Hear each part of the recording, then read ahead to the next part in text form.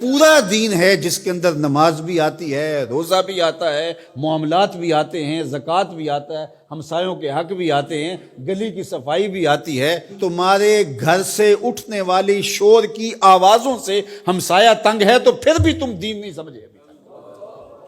جنت کی جو تعریف کی گئی ہے، مولوی صاحب تو اکثر حوروں کا ذکر کرتے ہیں، لیکن جنت کی تعریف میں ایک جملہ قرآن نے یہ بیان کیا، لا یسمعون فیہا لغوا ولا تاثیما۔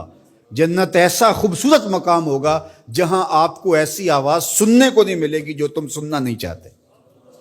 یہ ہے جنت، جو تمہاری طبیعت پہ شاک ہو، تمہارے کانوں پہ بوجھ ہو، تمہاری سماعتوں کے اوپر گراں گزرے، تو جنت میں تمہیں وہ بھی سننے کے لیے نہیں ملے گی۔ تو میں اپنے مبلغین سے، خطباء سے کہتا ہوں کہ فل ساؤنڈ کیا ہوا ہو اور ایکو بھی اس کی فل کی ہوئی ہو اور چھوٹا سا کمرہ ہو اور آپ آگے منہ رکھ کے زور زور سے بول رہے ہیں اور لوگوں کے دل ڈول رہے ہیں اور آپ سمجھتے ہیں یہ تبلیغ کر رہے ہیں۔ یہ تبلیغ نہیں، یہ بدتمیزی کر رہے ہیں آپ۔ اللہ نے قرآن میں بولنے کا بھی سلیقہ سکھایا ہے، کہا کہ تمہاری آواز بہت بلند نہیں ہونی چاہیے، بدترین آواز فرمایا گدھے کی آواز ہے، وہ چیختا ہے، چلاتا ہے۔ تو کبھی ضرورت کے تحت آپ بلند بولیں تو وہ امر آخر ہے۔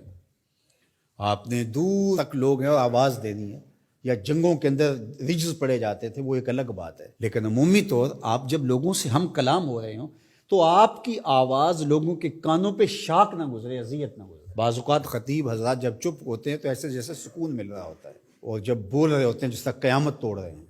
تو یہ کیا ہے؟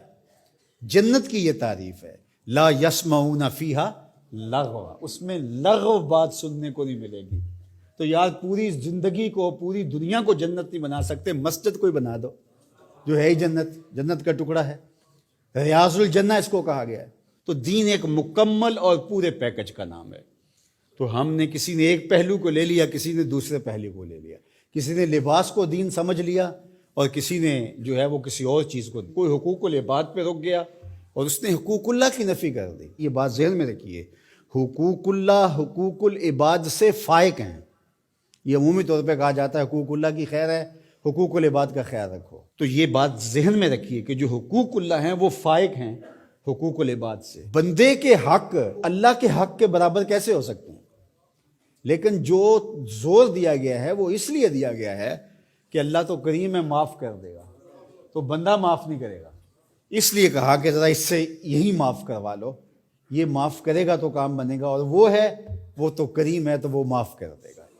تو اس کا یہ مطلب نہیں نکلتا کہ اس کے حق کوئی کمزور ہے، اس کے حق بندے سے فائق ہیں، اوپر ہے۔ تو اس لیے یہ بات ذہن میں رکھیے کہ دین ایک مکمل، کامل، اکمل اور پورا پیکج ہے جس کے اندر سارے پہلو پائے جاتے ہیں، اور ہم ایک پہلو کو بعض اوقات لے لیتے ہیں اور ایک پہلو کو نظر انداز کر دیتے ہیں۔ اسی طرح دین کا کام کرنے والے بھی، ایک تنظیم ایک پہلو کو اجاگر کر رہی ہے، دوسرے کو چھوڑ رہی ہے، دوسری ایک کو اجاگر کر رہی ہے، دوسرے کو چھوڑ رہی ہے۔